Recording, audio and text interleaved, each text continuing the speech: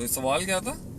سوال یہ تھا کہ عبادت کرنے کے بعد بھی جو ہے وہ ایک سکون نہیں ہے. عبادت کے بعد اگر سکون نہیں ہے بھائی جان، سب سے بڑی بات یہ ہے کہ آپ جس چیز کی عبادت کر رہے ہیں یا تو آپ کو اس کے بارے میں نہیں پتا، یا آپ جس طریقے سے عبادت کر رہے ہیں آپ کو اس کے بارے میں نہیں پتا، یا جو عبادت کر رہا ہے اس کو اپنے بارے میں نہیں پتا. تین چیزیں ہوتی ہیں عبادت میں، ایک ہوتا ہے عابد، دوسرا ہوتا ہے معبود، تیسری ہوتی ہے عبادت. تینوں کے اندر عربک میں جو ورڈ ہے وہ ہے عبادہ، عین با دال.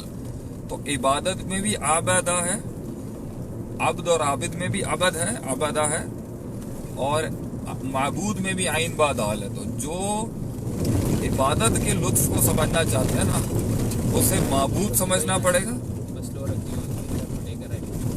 اسے معبود سمجھنا پڑے گا، اسے عبادت سمجھنی پڑے گی، عبادت کے الفاظ سمجھنے پڑیں گے، عبادت کے طریقے کو سمجھنا پڑے گا، اور اس کو اپنی ذات کو سمجھنا پڑے گا کہ عبد کیا ہے. تو تین چیزیں ہیں. اور اپنے لحاظ سے اس نے سمجھنا ہے کہ وہ چھوٹا ہے، اللہ کے حوالے سے اس نے سمجھنا ہے کہ دس از ناٹ اٹ. اچھا، اپنے حوالے سے یہ سوچنا ہے کہ میں چھوٹا ہوں، اللہ کے حوالے سے یہ سمجھنا ہے کہ اللہ بڑا ہے. اس چھوٹائی کو اور اللہ کی بڑائی اور تعظیم اور کبریائی کو اسٹیبلش کرانے کے لیے جو حرکات اور جو سکنات اپنائی جاتی ہیں اس کی اصل بنیاد یہ تعظیم اور تذلیل ہے کہ میں چھوٹا ہوں، اللہ بڑا ہے.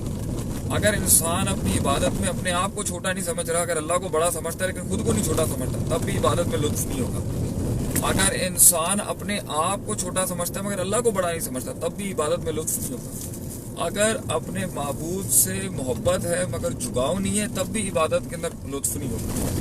اگر اللہ کی طرف جھکاؤ ہے اور محبت نہیں ہے، تب بھی عبادت میں لطف نہیں ہوگا. اللہ سے اگر امید ہے، خوف نہیں ہے، تب بھی عبادت میں لطف نہیں ہوگا. اگر اللہ کا خوف ہے مگر امید نہیں ہے اس سے، تب بھی عبادت میں لطف نہیں ہوگا. اگر اللہ سے عبادت کے اندر ایمان ہے، خوف ہے، امید ہے مگر توکل نہیں ہے، تب بھی عبادت میں لطف نہیں ہوگا. اللہ پر اعتماد ہے مگر توکل نہیں ہے، توکل ہے یہ ساری چیزیں انرچ، یعنی معبود جس کی عبادت کی جا رہی ہے اس کے بارے میں کامل نالج جتنی زیادہ ہوگی اتنا زیادہ اللہ تعالیٰ آپ کو کامیاب کرے، اتنا زیادہ آپ کو عبادت کے اندر لطف ہوگا. آپ اپنے بارے میں جتنا زیادہ تکبر، حسد، بغض، کینہ، چھوٹا پن، نفسیات کی کمزوریاں، اس کو جتنا زیادہ انکاؤنٹر کر کے اللہ کو بڑا سمجھیں گے، عبادت میں اتنا لطف پیدا ہوگا.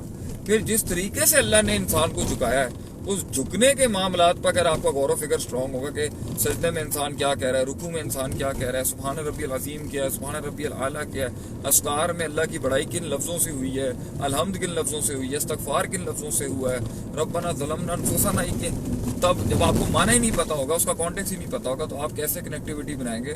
تو یہ جو آپ کا لطف اور مزہ جو ختم ہو رہا ہے نا عبادت کا، وہ یہ ہے یا آپ اللہ کو نہیں جانتے، یا آپ اپنے آپ کو نہیں جانتے، یا آپ اس طریقے کو نہیں سمجھتے جس طرح اللہ نے انسان کو اپنا آپ سپورٹ کرنے کا کیا.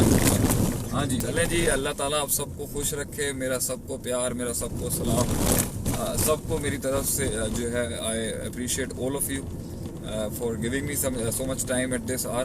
آپ نے میری تنہائی کو ختم کیا، میرا سفر جو ہے اس میں آپ لوگوں کے ساتھ سے مجھے جو سکون ملا. کیا ان کو خبر تھی سینوں سے جو خون چرایا کرتے تھے؟ کیا ان کو خبر تھی سینوں سے جو خون چرایا کرتے تھے ایک دن اس بے رنگی سے ٹپکیں گی ہزاروں تقریریں، ہزاروں تصویریں، ہزاروں تصویریں. اللہ تعالیٰ جی آپ لوگوں کی جو ہے وہ بے رنگیوں کے اندر رنگ بھرے، محنت سے اور لگے رہیں جی. Be there, it's going to be انشاءاللہ تعالیٰ فائن. پریشان ہونے کی ضرورت نہیں ہے.